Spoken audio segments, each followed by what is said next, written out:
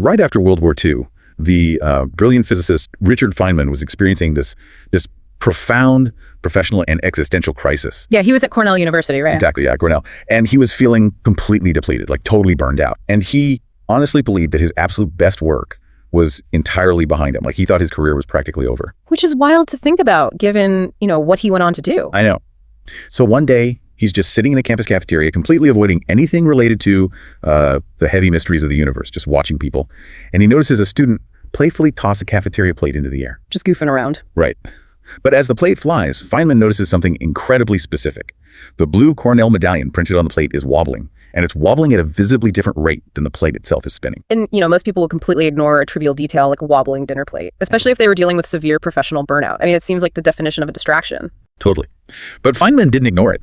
Instead, he decided to calculate the physics of that wobble, simply for the fun of it. There was no pressure, there were no career goals attached to it, just pure, unadulterated curiosity. Just playing with the math. Exactly. And he worked out that there is a 2-to-1 wobble to spin ratio. And that seemingly pointless calculation about a flying dinner plate cascaded into a deeper study of electron spin, which ultimately led directly to his Nobel Prize in quantum electrodynamics. That is just incredible. It really is. Welcome to Deep Cuts and Deep Thinking. In today's deep dive, we are exploring a massive stack of research covering cognitive architecture, systems thinking, and personal knowledge management. Oh, this is going to be a fun one. Yeah, our mission today is to unpack Richard Feynman's 12 favorite problems framework. It's a method for turning your brain into a highly calibrated curiosity engine that filters the noise of today's world and, well, helps you spot the serendipitous connections that everyone else is missing. Right. And whether you are an entrepreneur trying to build the next big thing, an artist looking for inspiration, or just someone who loves learning and wants to make sense of an overwhelming amount of information, this framework is the ultimate shortcut. It really is. We are going to build this curiosity engine for you. But before we get to the actual construction of it, we really need to understand where this concept actually originated and what it fundamentally means. Yeah, so the precise origin of the phrase 12 favorite problems traces back to April 20th, 1996. Okay. The mathematician John Carlo Rota was giving a lecture at MIT, and he shared a specific piece of advice that Feynman used to give on, how to be a genius. Rota explained that Feynman's secret was to keep a dozen of your favorite problems constantly present in your mind, but in a dormant state. A dormant state, that's key. Right. And every single time you encounter a new trick, a new concept, or a new result, you test it against your 12 problems to see if it helps. And the crucial thing to understand right away here is that this is not a traditional to-do list. It is entirely different from how we usually think about, productivity or goal setting. Yeah. It is not a list of number one priorities that you need to crush by the end of the quarter. It's a cognitive filter. Okay, let's unpack this. Because people often hear the word problems, and they immediately think of grand, impossible tasks that will take a lifetime to solve. Right, like curing aging or something. Exactly. But if we look at Feynman's own writings, specifically a letter he wrote in 1966 to his former student Koichi Mano, we see a totally different perspective. Mano was feeling deeply discouraged about his research because he felt he wasn't doing anything groundbreaking. Yeah, the classic imposter syndrome. Yep. So Feynman wrote back and explicitly told him to focus on humbler problems. He argued that the worthwhile problems are simply the ones you can actually help solve. And that distinction is what prevents paralysis. If you pick problems that are too massive or abstract, you freeze. You just don't engage with them. You just get overwhelmed. Exactly. Based on what we know of Feynman's life, his undocumented list included grand physics questions, certainly, but it also included highly practical, humble things like, how can I accurately keep track of time in my head? Or how can I sustain a two-handed polyrhythm on the drums? I love that. To put it in musical terms, holding these problems in your mind isn't like playing lead guitar, where you are actively performing, sweating under the spotlight and demanding all the attention. Right. It's much more like a bass line running quietly under a track. It operates entirely in the background without taking up all your conscious energy, but it gives structure and meaning to absolutely everything else you hear. That is a perfect way to look at it. We know this method sounds elegantly simple on the surface, but the reason it actually works is rooted in some profound cognitive science. Yeah, there's hard data behind this. Feynman's plate trick sounds like a fun quirk, but there's a reason it actually works. It turns out his brain was exploiting a specific biological loophole, something psychologists call the Zeigarnik effect. Right, the Zeigarnik effect. This was discovered by Bluma Zeigarnik and further theorized by Kurt Lewin. They found that our brains remember unfinished or interrupted tasks far better than completed ones. It creates this sort of nagging feeling. Yeah, Lewin called this task-specific tension. The classic example is a waiter in a busy restaurant. The waiter can remember a complex order for a table of 6 perfectly, right up until the moment the bill is paid. And then it's just gone. Completely done. Once the transaction is complete, The memory is wiped clean. The brain literally closes the loop and discards the information. By never fully answering your favorite problems, you are intentionally keeping that tension alive. You are keeping the cognitive window open so your brain continues to look for, ingredients to finish the meal, so to speak. Which brings us to the actual physical networks in the brain. If we connect this to the bigger picture, we have to talk about the default mode network, or the DMN. In neuroscience, the DMN is a network of interacting brain regions that becomes highly active when you are not focused on the outside world. So like when you're daydreaming. Exactly. When you step away from active, deliberative work, your brain doesn't just switch off, it shifts gears and begins doing serious unconscious work. I experience this all the time. I will be, agonizing over a script or a problem at my desk for hours, getting nowhere. Then I finally give up, go take a shower, and suddenly the exact connection I needed just pops into my head out of nowhere. That is the default mode network in action. The conscious, analytical part of your mind is very rigid. It filters out anything it deems irrelevant. But the DMN is expansive. It casts a wider net. Right. It takes the open loops, that task-specific tension from your 12 problems, and quietly tests them against all the remote, seemingly unrelated experiences of your day while you are resting. And there's actual neuroimaging proof of this. The researchers Kunios and Junggemann did a fascinating study on what they call the prepared mind. Oh, the insight study, right. Yeah. They used brain scans to show that the brain actually prepares itself to have an insight before a problem is even presented to it. They found completely distinct neural patterns for sudden flash of insight illumination versus analytical grinding problem solving. Your brain basically primes itself to be receptive to connections. It's setting the stage. Exactly. But honestly, I'm looking at my own to-do list right now and wait, if I keep 12 complex, unfinished tasks in my head, isn't that just a recipe for massive cognitive overload and burnout in today's world? That is the most common pitfall, and it's why the concept of dormancy is the linchpin of this whole framework. The system is explicitly designed to minimize active burden. Okay, so I'm not stressing over them constantly. No, not at all. You aren't forcing your brain to compute constantly. You are allowing it to passively filter. The load is managed because you aren't staring at the problems all day. You internalize them, and then you largely ignore them until a relevant piece of external information strikes a chord. So the tension is there. But it's passive tension. Like, it's the difference between holding a heavy dictionary out in front of you with a straight arm versus putting that same dictionary into a perfectly fitted backpack. The weight is exactly the same, but it's distributed in a way that lets you carry it effortlessly as you walk around. The brain's architecture for diffuse thinking and incubation is incredibly robust, provided you don't force it to perform on demand. It thrives on that background processing. Here's where it gets really interesting. Because once you understand that brain science, you start seeing what happens when a dormant question violently collides with a new piece of information. The sparks start flying. Exactly. The research refers to these as anastrophic hits. Basically, these are rare, incredibly high upside breakthroughs, and they happen across every discipline you can imagine. Take Claude Shannon, the founder of information theory. Shannon is such a perfect example of this. He had a completely instinct-driven style. He famously kept the core conceptual problems of his communication theory in his head for 8 years. 8 years. That's incredible. Yeah, and he wasn't just sitting at a desk writing a paper. He was out in the world, playing with toy models, riding a unicycle around Bell Labs, and testing every new development he encountered against his dormant problems. And the incredible anastrophic hit for Shannon happened during World War II when he was studying cryptography. Because his mind was primed by his standing questions about communication, he realized that the mathematics of cryptography were identical to the mathematics of communication theory. To understand why that is so profound, you have to look at the mechanism. Shannon realized that extracting a human voice from the random static of a telephone line is fundamentally the exact same mathematical problem as extracting a hidden secret message from a scrambled cipher. Oh, wow. I never thought of it that way. Right. Both are about isolating a valid signal from random noise.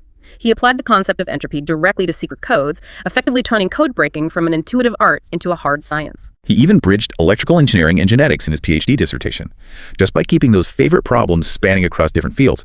And, it's not just engineering. We see this in venture capital, too. Oh, for sure. Peter Thiel relies on a standing problem he calls the secret question. He asks, what important truth do very few people agree with you on?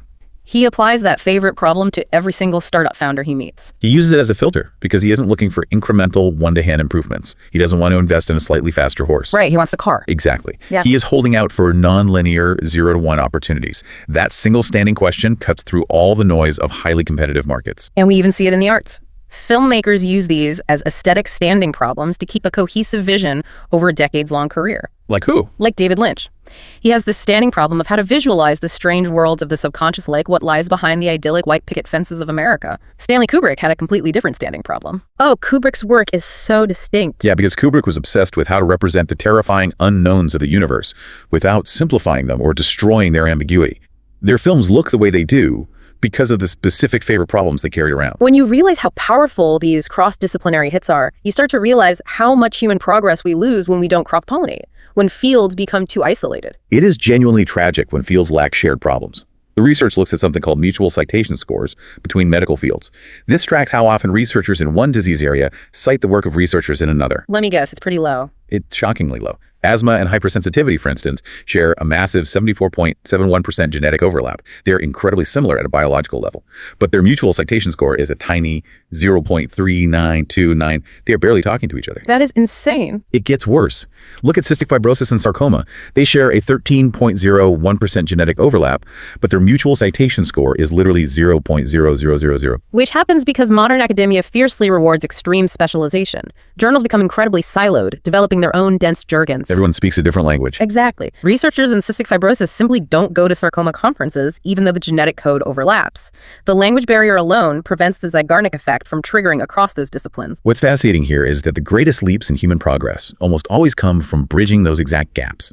The sources point to an incredible example in computer science. Oh, the evolutionary algorithms. Yes, computer scientists had a massive problem. How do you find the best global solution in a huge landscape of data without getting stuck in a localized trap? Meaning, an algorithm finds a solution that is good enough, but misses the optimal solution just over the hill. The Anastrophic hit came from biology. They looked at how plants prevent self-pollination to ensure genetic diversity and avoid evolutionary bottlenecks. Right. Plants do this by staggering their maturation times or physically separating reproductive organs. Computer science borrowed those exact biological outbreeding mechanisms to create evolutionary algorithms. I just love that connection. Instead of just testing one solution at a time, the computer takes two successful pieces of code, breeds them together, and injects a random mutation to ensure it jumps out of that localized trap. That structural cross-pollination is the ultimate goal of having 12 diverse problems. The answers to our biggest problems are often already sitting in someone else's discipline, just waiting for someone curious enough to connect the dots. So we've seen the historical proof with Feynman and Shannon. We understand the neuroscience of the default mode network, and we see the massive potential for breakthroughs. The theory is solid. Yeah, totally. Now, we need to explicitly guide the listener on how to construct their own curiosity engine, and just as importantly, how to avoid the common ways this fails. Building the list requires genuine self-reflection, and you have to audit your questions against specific criteria. A high-value problem must have 4 things. Okay, let's hear them. First, tractability. Can you actually help solve it, even in a small way? Second, generativity. Does the question lead to more questions and original insights? Like a domino effect. Exactly. Third, cross-disciplinary resonance. Can information from art, physics, and economics all contribute to the answer? And fourth, resilience to resolution. It shouldn't have a single final answer. It needs to remain open-ended, typically starting with the words how or what. Because if you aren't careful, you end up writing a to-do list instead of a curiosity engine. There's a massive difference between a task and a problem. Right, task versus problem. A task is something like, how do I organize my digital files? You do it, you cross it off, it's dead. But a problem is, what is the most effective way to retrieve information exactly when I need it? That is a question you can test new software against, new filing systems against, and new memory techniques against for the rest of your life. It's an ongoing exploration. Exactly. It reminds me of environmental scientist Danella Meadows and her framework for leverage points in systems thinking. She observed that the lowest leverage point in any system is just adjusting basic parameters, like changing a tax rate by a few percentage points or lowering a speed limit. Right. It changes the numbers, but the system behaves the exact same way. The highest leverage point, however, is transcending paradigms entirely. Your favorite problems shouldn't just be about tweaking parameters. They should be aiming at the paradigm itself. But how do you actually find these paradigm-level questions within yourself? The sources suggest a few specific tests. One is the childhood obsession test. Like, what were you endlessly fascinated by before the world told you what you should care about? That's a good one. Another is the 3 a.m. test. What are the unresolved thoughts that keep you staring at the ceiling in the middle of the night? And my personal favorite is the explain your anger test. What systemic inefficiencies or accepted norms constantly frustrate you? Let's actually workshop that one right now. Think about the explain your anger test. What systemic inefficiency constantly frustrates you in your day-to-day life? Honestly, trying to find a specific document I saved 3 months ago.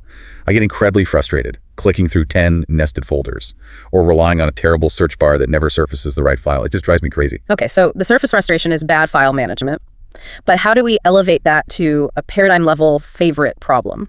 I guess instead of asking how do I organize my folders better, the real problem is what is the most intuitive way to structure information so that it surfaces precisely at the moment my brain needs it, without me having to search for it. Notice the difference there. The first is a task you cross off on a Tuesday. The second is a lens. It has deep emotional resonance for you because it solves a pain point and you can carry it around for years. It totally shifts how I look at it. Well, once you have your list, and remember, 12 is just a loose guideline. It could be 5, it could be 9. You need to review Cadence to avoid list fatigue. You don't want these questions to just sit in a notebook gathering dust. No, you want a micro glance. Maybe 2 minutes, right at 9 a.m. during your morning journaling. Just read them, don't try to solve them. Let them settle into your background awareness. Keep that tension alive. Yeah. Then you have a Meso review, maybe 15 minutes once a week, where you look at what you read or experience that week and see if anything connects. And finally, a macro review. Take an hour-long audit monthly or quarterly where you ask, are these questions still alive for me? Do I need to retire any? Have I learned enough to sharpen a broad question into a more specific one? You're just doing maintenance on the engine. Right. That routine is what transforms the practice from a neat conceptual idea into an actual working system. So what does this all mean? If you implement this, it changes everything about how you interact with information.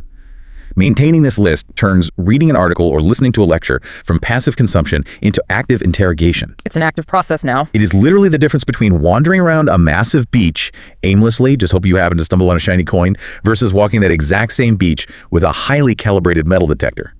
The coins were always there, hidden in the sand, but now your brain is tuned to beep when you walk over them. This raises an important question for you, listening right now. What are you actively paying attention to? Because whatever you are holding in your mind is what you will inevitably find in the world. That's a powerful thought. It is. But I must issue a strong warning based on the research. Do not treat these problems as goals. The moment you assign a deadline to a favorite problem or tie it to your quarterly performance review, you introduce anxiety and you kill the curiosity. The diffuse mode of your brain completely shuts down and the engine stalls. That is such a vital warning. It has to remain playful. I mean, Feynman was calculating the wobble of a plate just for the fun of it. The joy of discovery has to be the primary fuel. Exactly. Ultimately, what this 12 favorite problems methodology offers is a meta strategy for anti-fragility in a chaotic world. Holding these open loops in your mind doesn't magically increase your IQ. It doesn't make you smarter in a vacuum. What it does is make you systematically luckier over a lifetime. Systematically luckier, I like that. It positions you to catch the lightning bolts of insight when they inevitably strike. It's a profound shift in perspective. And to close our deep dive today, I want to leave you with a thought from Vannevar Bush. He was Claude Shannon's mentor and one of the great visionaries of the information age. Oh yeah, brilliant guy. Way back in 1945, Bush noted that as human civilization becomes exponentially more complex, human memory simply cannot keep up with the sheer volume of information. We are constantly overwhelmed. Which is even more true in today's world. Absolutely. So consider this. What if the most valuable asset you can cultivate isn't a vast memory of definitive facts? What if, instead, the ultimate asset is a carefully curated architecture of your own ignorance? Wow. What if mapping exactly what you don't know through your favorite problems is the only reliable compass for navigating the future? If you found this podcast interesting, please like and subscribe. Thank you for joining us today.